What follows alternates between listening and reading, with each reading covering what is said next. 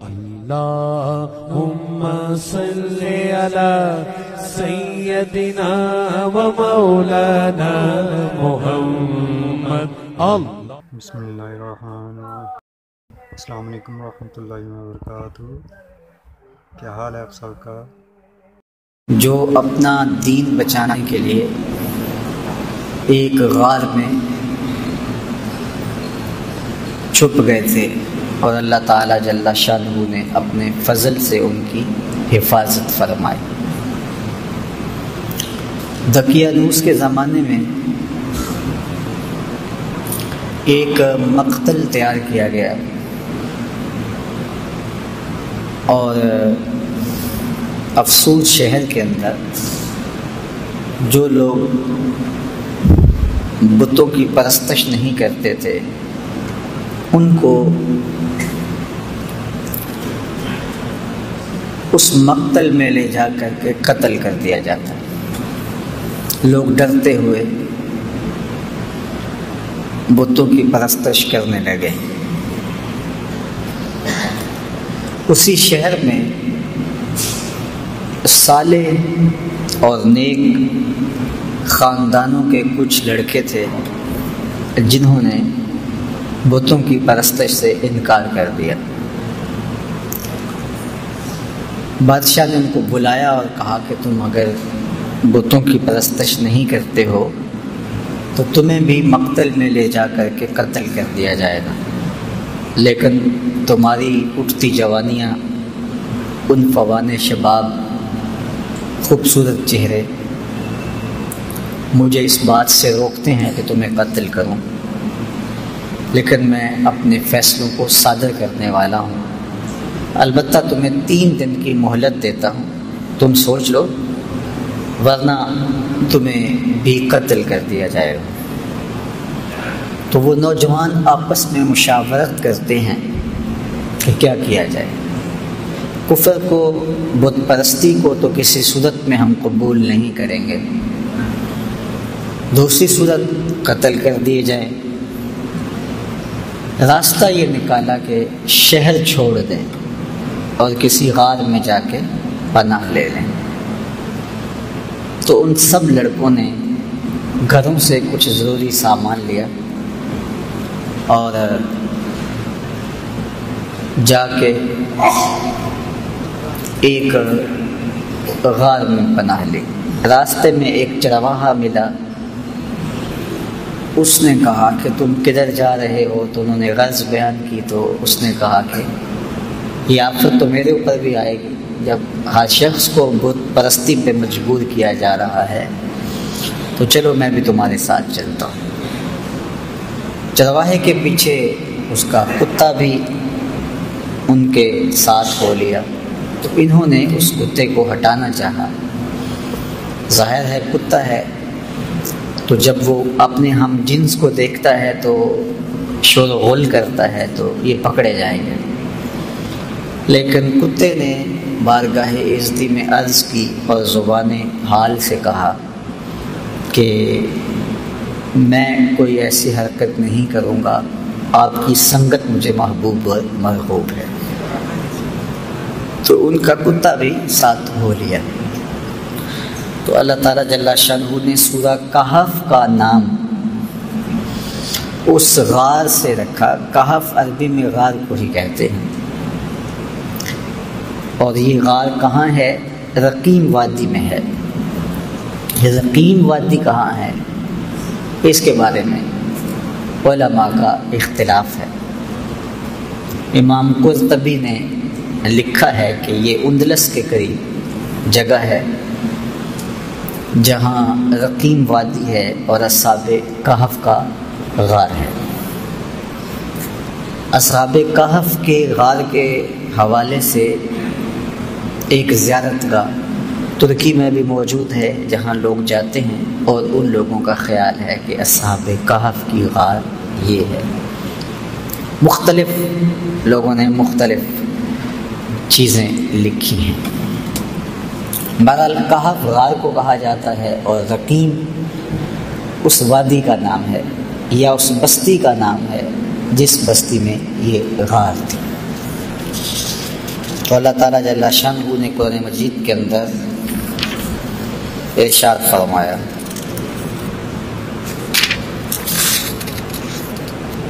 ام حسبت ان اصحاب الکہف والرقیم کانوا من آیاتنا عجبا،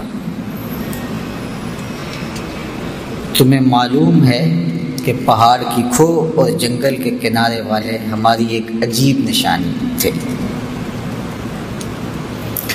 اب بادشاہ نے جب سختی کی کہ لوگوں کو بت پرستی پہ آنا پڑے گا، تو اپنا دھرم بچانے کے لیے، اپنا دین بچانے کے لیے، اپنا ایمان بچانے کے لیے یہ چند نوجوان تھے جنہوں نے فیصلہ کیا کہ شہر چھوڑ دیں گے اور اپنا دین بھی بچائیں گے اور اپنی جان بھی بچائیں گے۔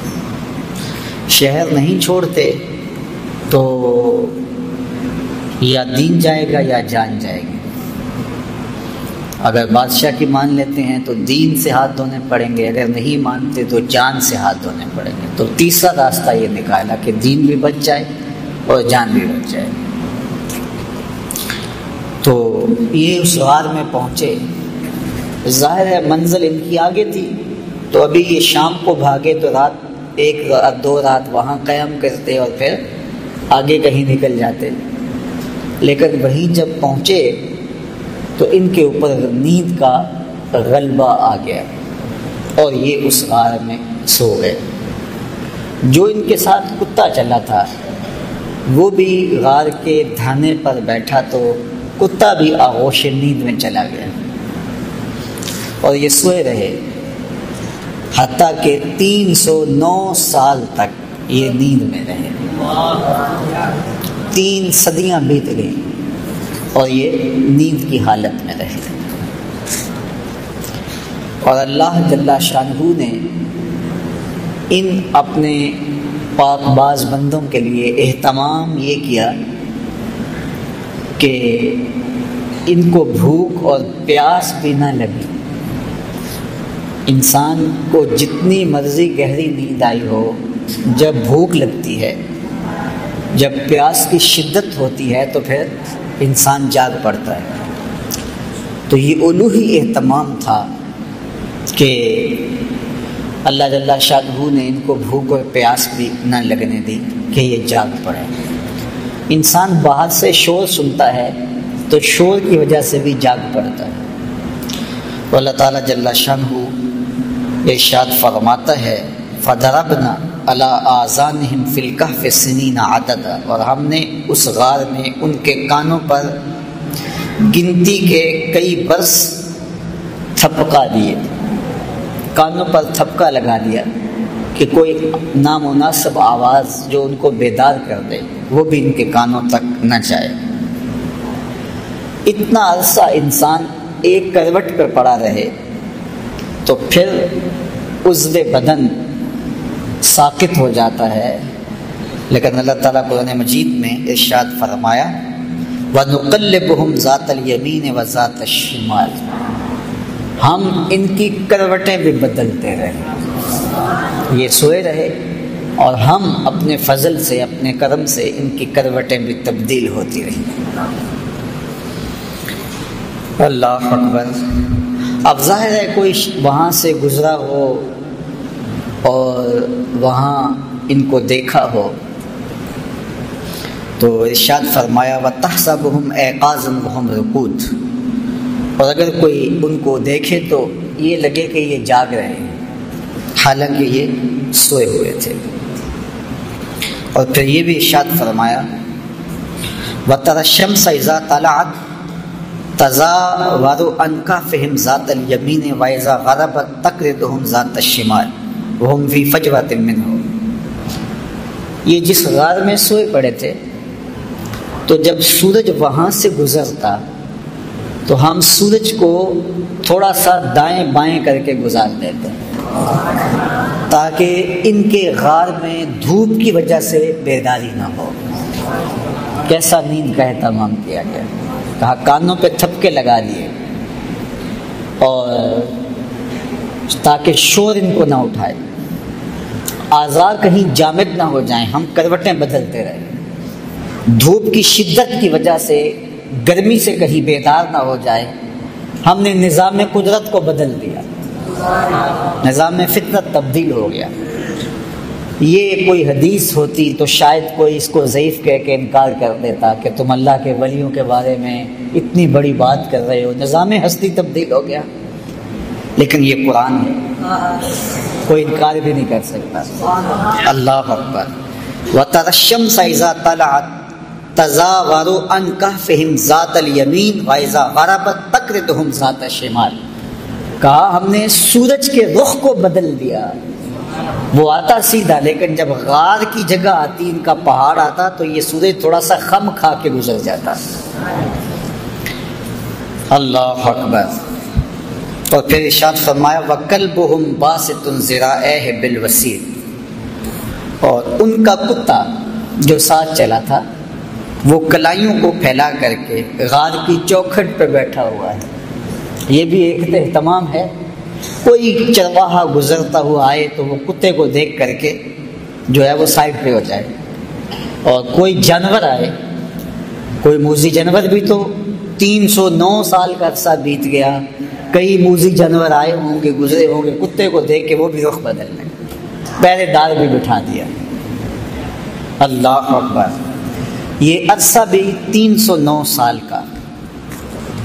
اور ارشاد فرمایا لو اطلعت علیہم لولیت منہم فرارا ولا ملیت منہم رعبا، اگر تو انہیں جھانک کر دیکھے تو ان سے پیٹ پھیر کر بھاگے، ان کی ہیبت تیرے سینے میں بھر جائے۔ ہم نے وہاں ایک خوف بھی رکھ دیا کہ کوئی اندر جھانک کر دیکھنے کی ہمت بھی نہ کر سکے۔ اللہ کے ولی سو رہے ہیں، قدرت نے الوہی اہتمام کر رکھے، سورج بھی رخ بدل کے گزر جاتا ہے، کتا غار کے دھانے پہ بیٹھا ہے، کوئی اندر آنے کی ہمت نہیں کر پاتا، ان کے کانوں پر ہم نے جو ہے وہ تھپکے لگا دیے، کوئی آواز بھی ان تک نہیں پہنچتی، دھوپ غار کے اندر جاتی نہیں ہے کہ وہ بیدار ہو جائیں، بھوک اور پیاس کی شدت انہیں تنگ کرے اور وہ بیدار ہو جائیں، ایسا بھی نہیں ہے۔ اور وہاں ایک رعب رکھ دیا، ایک خوفناک منظر تھا وہاں کہ کوئی وہاں جاتا تو خوف سے آگے نہ جاتا، ایک رعب دل میں پیدا ہوتا تو وہ بھاگ جاتا۔ اور وہ کتنا عرصہ سوئے رہے وہاں، 309 سال تک۔ اللہ اکبر، 309 سال بیت گئے۔ اچھا، یہ ابھی آ کے سوئے ہی تھے، کچھ عرصہ کے بعد افسوس کا بادشاہ دقیانوس مر گیا، اور اس کی جگہ اس کا نیا جانشین آیا، وہ مرا، پھر دوسرا جانشین آیا، اس کا انتقال ہوا، پھر تیسرا، چوتھا، پانچواں، حتیٰ کہ وہ سارا نظام بدل گیا، اور بیدروس کا زمانہ آ گیا، اور یہ نیک اور صالح حکمران تھا، اور یہ اس بات کا خیال رکھتا تھا کہ لوگوں کو عدل و انصاف فراہم کیا جائے اور لوگوں کے عقائد درست ہوں، اللہ پر آخرت پر لوگوں کا ایمان ہو۔ لیکن ایک فتنہ اس کے دور میں برپا ہوا۔ کچھ لوگوں نے کہا کہ حشر اجساد نہیں ہوگا، یعنی قیامت کے دن روحیں ہوں گی جو اللہ کے حضور پیش ہوں گی اور ان کا معاملہ ہوگا، جسم نہیں اٹھائے جائیں گے، حشر ارواح ہوگا، حشر اجساد نہیں ہوگا۔ یہ مٹی کے اندر بدن مل جائے گا، گل سڑ جائے گا، تو کیسے دوبارہ مٹی سے بدن کو اٹھایا جائے گا اور پھر حشر اجساد ہوگا؟ یہ بات سمجھ میں نہیں آتی۔ مشرکین مکہ کی سمجھ میں بھی یہ بات نہیں آئی، انہوں نے بھی یہی کہا تھا وَضَرَبَ لَنَا مَثَلًا وَنَسِيَ خَلْقَهُ قَالَ مَن يُحْيِي الْعِظَامَ وَهِيَ رَمِيمٌ۔ سورہ یاسین کا آخر رکوع اٹھائیے۔ انہوں نے بھی کہا کہ جب ہم گل سڑ جائیں گے، ہڈیاں مٹی میں مل جائیں گے، تو کس طرح دوبارہ ہمیں اٹھایا جائے گا؟ وہ کہتے تھے یہ بات سمجھ میں نہیں آتی کہ ہم دوبارہ زندہ کیے جائیں، دوبارہ ان اجسام کو اٹھایا جائے۔ اور نضر بن حارث کہیں سے پرانی قبر سے کوئی بوسیدہ سی ہڈی اٹھا لایا اور ہڈی اٹھا کر کے حضور کے سامنے آ کھڑا ہوا اور ہڈی کو بربری سی ہڈی کو یوں حضور کے سامنے توڑتا ہے اور اس کے ریزے زمین پہ گرتے ہیں اور ساتھ حضور علیہ السلام سے مخاطبت کرتے ہوئے کہتا ہے ان ہڈیوں کو کون زندہ کرے گا جو میرے ہاتھوں کے معمولی لمس کو بھی برداشت نہیں کر پا رہی، ان کے ریزے ریزے ہو رہے ہیں۔ آپ جو دین لے کر آئے ہیں اس دین میں یہ ہے کہ ان ہڈیوں کو بھی زندہ کیا جائے گا، تو مجھے بتائیے ان ہڈیوں کو کون زندہ کرے گا؟ قل یحییھا الذی انشأھا اول مرہ وہو بکل خلق علیم۔ فرمایا محبوب فرما دیجئے یہ تو ہڈیاں ہیں، جب ہڈیاں بھی نہیں تھی جس نے انسان بنا لیا وہ ہڈیوں کو بھی زندہ کر لے گا۔ اب تو میٹیریل موجود ہے لیکن بکھرا پڑا ہے، میٹیریل ہے کمزور ہو گیا ہے، تو جب یہ ہڈیاں بھی نہیں تھیں تو جب امر کن سے اس نے ہڈیوں کے بغیر انسان کو کھڑا کر دیا اور ہڈیاں پیدا کر دی، تو اب تو ان ریزوں کو جوڑ کے بنانا ہے، بکھرے میٹیریل کو جوڑنا ہے، تو اس کے لیے کیا مشکل ہے؟ تو بہت سارے لوگوں کی بات یہ سمجھ میں نہیں آتی، وہ کہتے ہیں کیسے ہو سکتا ہے؟ اللہ اکبر۔ تو اس زمانے میں بیدروس کے زمانے کے اندر یہ 300 سال کا عرصہ ہے دقیانوس سے بیدروس کے زمانے کا، مورخین نے لکھا ہے۔ تو اس زمانے میں حشر اجساد پہ بات ہو رہی تھی اور لوگوں کے دو گروہ بن گئے تھے۔ ایک طبقہ کہتا تھا کہ جسم بھی اٹھائے جائیں گے اور روحوں کو تو موت نہیں ہے، اور دوسرا طبقہ کہتا ہے کہ نہیں، جو گل سڑ گئے مٹی میں وہ کیسے اٹھائے جا سکیں گے، 3 دن کے بعد تو بدن پھٹنے لگتا ہے اور کچھ عرصے کے بعد ہڈیاں بھی گل جاتی ہیں، تو کس طرح جو ہے وہ دوبارہ اٹھایا جائے گا مرنے کے بعد؟ ہاں روحوں کا حشر ہوگا، اجساد کا حشر نہیں ہوگا۔ یہ اس بحث میں پڑے ہوئے تھے، شہر میں یہ ہنگامے تھے، اس عنوان سے مناظرے تھے، طبقات تھے، اور ملک بیدروس بہت پریشان تھا کہ کس طرح قوم کو سمجھایا جائے، اور ادھر ان اللہ کے ولیوں کو سوئے ہوئے 309 سال بیت چکے تھے۔ اچانک ایک کی آنکھ کھلی، پھر دوسرے کی کھلی، تو چند لمحوں کے اندر یہ سارے جاگ کے بیٹھ گئے۔ اب بیٹھے ہی تھے کہ بھوک کی شدت محسوس ہوئی، اور جب شدت محسوس ہوئی تو کہا کہ جاؤ کوئی شخص چھپ چھپ کے جائے اور جا کے ہمارے لیے کھانا لے آئے اور دیکھے کہ کسی کو پتہ نہ چلے۔ پہلے تو پریشان ہوئے کہ ہم کتنی دیر سوئے ہیں، بعض نے کہا دن کا کچھ حصہ سوئے ہیں، رات کو آئے تھے اور اب چاشت کا وقت ہے تو بس ہم کافی دیر سے سوئے ہوئے ہیں۔ بعض نے کہا نہیں، ہم شاید پرسوں سے سوئے ہوئے ہیں۔ جب دیکھا تو ناخن بڑے ہوئے تھے تو بال بھی بڑے ہوئے تھے، تو کہا ہمارا معاملہ کوئی عجیب ہی لگتا ہے، ہمارے بدن پہ اتنی تھکن بھی نہیں ہے کہ ہم مدتوں سوئے ہوں، اور پھر کیسے ہو سکتا ہے کہ ہم اتنی دیر سوئے رہے ہوں، اور جو ہے وہ کیسے ممکن ہے؟ تو پھر کہنے لگے خیر ہمارا معاملہ کچھ عجیب سا ہی ہے، اور انہوں نے پہلے تو بحث کی، قالوا لبسنا یوما او بعد یوم، پھر کہا قالوا ربکم اعلم بما لبستم، اللہ خوب جانتا ہے ہم کتنی دیر سوئے، چھوڑو اس بحث کو، بھوک کی بڑی شدت ہے تو کوئی جائے اور جا کے شہر سے چھپ چھپ کے چلا جائے اور کھانا لے آئے۔ تو ان میں سب سے سینئر اور بڑا جو شخص تھا اس کا نام حضرات مفسرین نے یملیخہ لکھا ہے، تو اس کو انہوں نے جو ہے وہ سونے کے سکے دیے اور کہا جاؤ تم جا کے شہر سے کوئی کھانا لے آؤ۔ یہ جب شہر کی جانب بڑھا تو شہر کا دروازہ، عمارات ساری بدلی بدلی دکھائی دی۔ ابھی کل ہی تو نکلے تھے اور ماجرا کچھ اور تھا، آج عمارتیں کچھ اور ہیں۔ آج سے 50-60 سال پہلے کوئی شخص یہاں راہ والی روڈ سے اتر کر کے یہاں کینٹ کے اندر کسی پرانی بستی میں آیا ہو، اور 60 سال 70 سال کے بعد اگر وہ دوبارہ وہاں سے اترے اور یہ عمارتیں، یہ اعلی نسب سڑکیں، یہ لشکار عمارتی مارکیٹیں، یہ جگہ جگہ باغات، پھوٹتے پھوارے، وہ کہے گا یہ میں کدھر آ گیا ہوں، میں 80 سال قبل آیا تھا، یہاں تو یہ بستی ہوتی تھی، یہاں قبرستان ہوتا تھا، یہاں پیپل کا درخت ہوتا تھا، یہاں برگد کا سایہ دار گھنا شجر ہوتا تھا، یہاں کنواں چلتا تھا، یہاں کھیت تھے، یہ کیا منظر ہے؟ تو اب اس بات کو تو 300 سال گزر گئے تھے۔ تو حضرت یملیخہ جب داخل ہوئے شہر میں تو شہر کا نقشہ ہی بدلا ہوا ہے، لیکن جب لوگوں کو دیکھا تو شکلیں وہی تھی، ملتی جلتی۔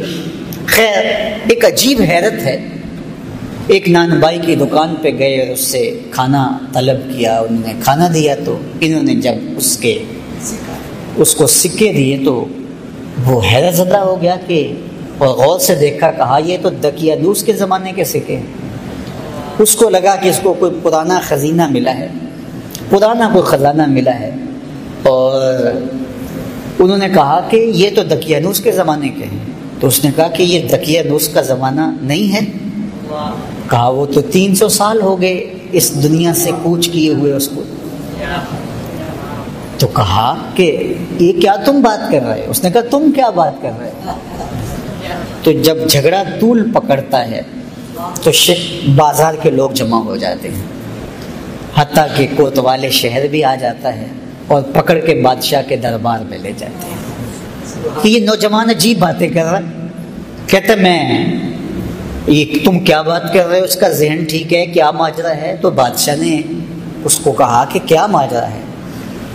تو اس نے بتایا کہ ہم تو اپنا دین اور دھرم بچانے کے لیے شہر سے نکلے تھے، دقیانوس کا زمانہ تھا، تو اب یہاں بدلے ہوئے حالات، ہمارے پاس سکے ہیں، ابھی کل کی بات ہے۔ تو ایک وزیر نے کہا بادشاہ سلامت، دقیانوس کے زمانے میں کچھ نوجوان بھاگ گئے تھے شہر سے، اور ان کو گرفتار کرنے کے لیے دقیانوس نے کافی کوشش کی تھی لیکن نہیں ہو سکا تھا۔ پھر تختیوں پر ان کے نام لکھوا کر شاہی خزانے میں رکھ دیے تھے اور کہا تھا کہ یہ جب بھی پکڑے جائیں ان کو کڑی سزا دی جائے، تو کہیں یہ وہی نوجوان نہ ہو۔ تو وہاں سے وہ تختیاں لائی گئی اور اس کے اوپر وہی نام لکھے ہوئے تھے۔ تو حضرت یملیخہ کو بھی بات سمجھ آ گئی، ان کو بھی بات سمجھ آ گئی۔ قرآن مجید نے یہ سارا منظر نامہ بیان کیا ہے۔ اللہ اکبر۔ پھر یہ لوگ بادشاہ سمیت یملیخہ کو لے کے ان کے غار تک پہنچے، اور جب لوگوں کو آتے ہوئے دیکھا تو یہ سارے گھبرا گئے کہ ہم پکڑے گئے، کیونکہ غار کے اندر موجود باقی لوگوں کو تو پتہ نہیں تھا کہ وہاں ماجرا کیا ہوا اور ہم کتنا عرصہ سوئے رہے۔ تو جب یہ بہت مضطرب ہوئے تو حضرت یملیخہ بھاگ کر آگے چلے گئے اور جا کے ان کو ساری کہانی سنائی کہ اللہ نے ہمیں عرصہ تک سلائے رکھا۔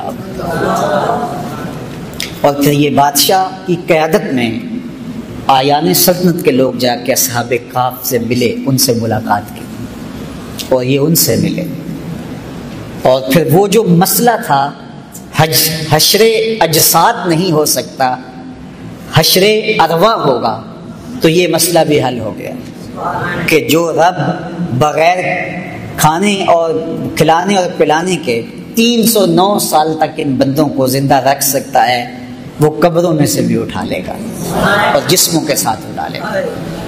تو یہ ان سے ملے، اس کے بعد ان کو دوبارہ طبی موت واقع ہو گئی اور وہیں ان کو اس غار کے اندر ہی دفن کر دیا گیا اور آگے دیوار چن دی گئی۔ وہاں اللہ نے قرآن مجید میں ارشاد فرمایا کہ یہ سب وَكَذَلِكَ أَعْثَرْنَا عَلَيْهِمْ، یہ کیوں سب کچھ ہوا؟ لِيَعْلَمُوا أَنَّ وَعْدَ اللَّهِ حَقٌّ، تاکہ لوگوں کو پتہ چل جائے کہ اللہ کے وعدے سچے ہیں، وَأَنَّ السَّاعَةَ لَا رَيْبَ فِيهَا، اور قیامت کے قائم ہونے میں کوئی شک نہیں ہے، اجساد کا ارواح ہوگا۔ اذ یتنازعون بینہم امرہم فقالوا ابنوا علیہم بنیانا۔ اللہ اکبر۔ فرمایا پھر وہ وقت بھی آیا وہاں کے لوگوں کا اختلاف ہو گیا، بعض نے کہا کہ یہاں جو ہے وہ عمارت کھڑی کر دی جائے، لیکن وہ لوگ جو غالب ہوئے انہوں نے کہا یہاں ہم مسجد بنائیں گے۔ ارشاد فرمایا قال الذین غلبوا علی امرہم لنتخذن علیہم مسجدا، ہم یہاں مسجد بنا دیں گے تاکہ یہاں لوگ آ کر کے نماز پڑھیں اور پاک بندوں کی قربت کی برکتیں حاصل کریں۔ تو ان کو وہاں دفن کر کے غار کے آگے دیوار کر دی گئی اور 7 مسجد بنا دی گئی، اور یہ بادشاہ وقت کے حکم سے، آیان سلطنت کے مشورے سے یہ ہوا۔ اللہ اکبر۔ اب اللہ تعالیٰ قرآن مجید میں ارشاد فرماتا سیقولہم ثلاثۃ رابعہم کلبہم، بعض نے کہا 3 تھے چوتھا ان کا کتا تھا، ویقولون خمسۃ سادسہم کلبہم، بعض نے کہا 5 تھے چھٹا ان کا کتا تھا، رجما بالغیب۔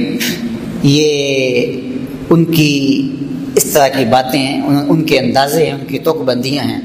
ویقولون سبعۃ وثامنہم کلبہم، بعض نے کہا کہ وہ 6 تھے اور 7واں ان کا کتا تھا، 7 تھے 8واں ان کا کتا تھا۔ قل ربی اعلم بعدتہن ما یعلمہم الا قلیل۔ ارشاد فرمایا کہ تمہارا رب خوب جانتا ہے، محبوب آپ فرما دو میرے رب کو خوب پتہ ہے وہ کتنے تھے۔